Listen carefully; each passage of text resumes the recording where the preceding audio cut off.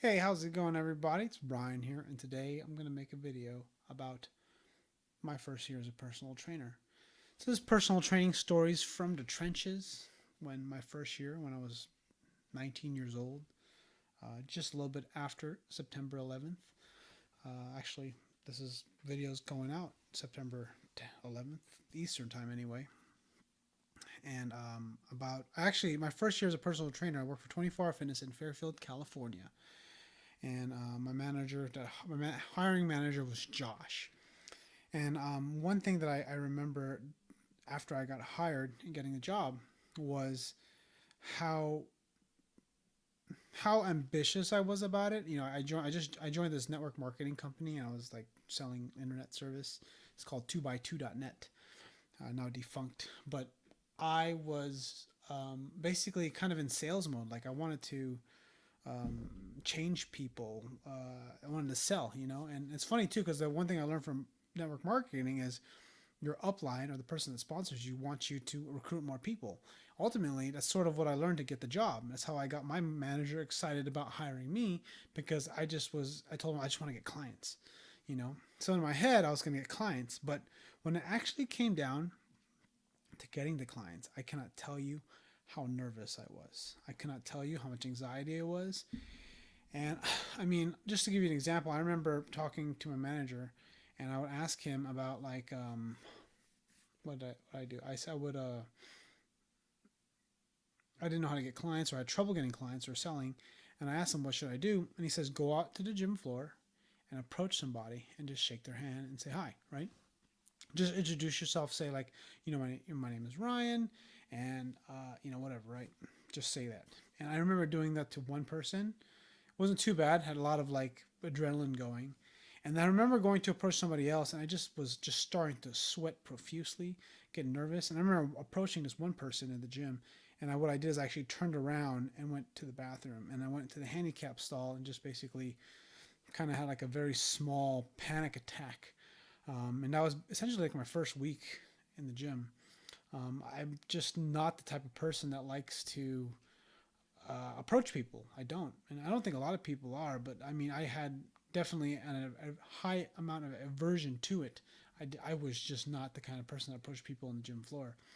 And who would have thought that 16 years later, 17 years later, that I would still actually I would still be doing this career.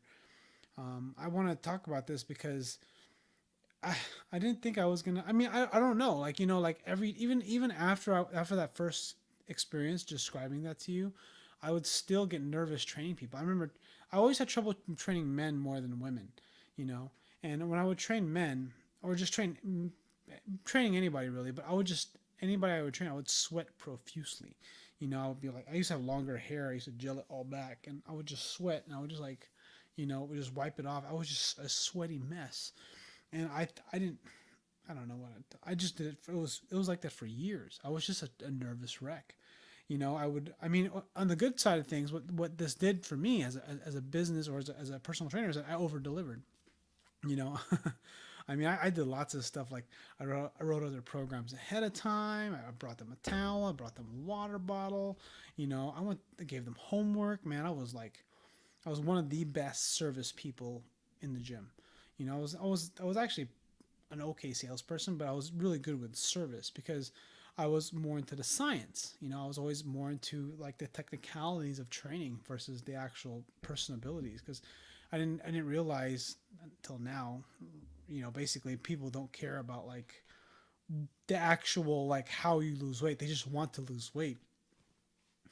It's interesting first 2 years because all I cared about was I love the science. I explained the biomechanics of everything, uh, and you just remind yourself that they just don't give a shit about that kind of stuff. And I think about this, right? I think about, and the message I wanted for this video is I wanted to say like how I felt nervous every time I trained a client. And even after I trained more and more clients, I get to a point where I'm training 6 to 7 to 8 clients a day. I was still nervous in every client. Sometimes what would happen is I would just be I'd be too tired to be nervous, but generally I'm always nervous, you know, or feel anxious and feel this anxiety. And I know that someone asked me before about starting a YouTube channel. How do you overcome starting a YouTube channel, or getting yourself out there and expressing yourself? And I mean, there's lots of things you can do to kind of like trick yourself into doing it, but when it comes down to it, it really is just doing it. Maybe in the future I'll give you some more tips and tricks of what you can do to sort of just do it, but it really is just doing it. Some things though are a high degree of an anxiety, so you can't necessarily just jump right into it. So I can completely relate. But if you have moderate anxiety about something, you just have to like just go and do it. You know what I mean? That's really what it's about. I'm just thinking about like how I was then and how I am now, and it's this is the I mean I'm 35 now. Well, I think I'm gonna be 30. I don't even, I'm gonna be 36, and before I was 30, I was started as 19. Damn, it's fucking 20 years ago. Feels like it is almost 20 years ago. I think about it, and the greatest thing about getting older is increased levels of I don't give a fuck. It's like one of the most amazing feelings ever. Oh, it's not amazing feeling. Just it's confidence, but it's just more like you don't care. Like you don't really you care less about what other people think. It's the coolest experience. It's just so cool. Like you don't care, right? Or I mean you care, but you don't care as much. Not like when I don't know. But I just wanted to mention. Oh, this is where I was going with that. It's like the fear is gonna always be there, and you just do it, and you just kind of keep doing it. And sometimes you're gonna if something makes you too nervous, like for me, one of the things that made me really nervous was approaching people on the floor. So what I would do is I would make phone calls. So essentially what I would do is whatever someone would do by getting people on the floor and meeting people with sales membership counselors, I would just make twice as many phone calls. I hate the phone, but it was not as terrifying as meeting people on the floor. So I'd make us a ton of calls. You know what I mean? Um, I make a crap load of calls. Like I would just call and call and call and call. I basically annoy the hell out of people. They bought training, so that's the reason why I'm calling them. I felt like I had permission to. And until they told me to stop calling them, I would not stop. Right.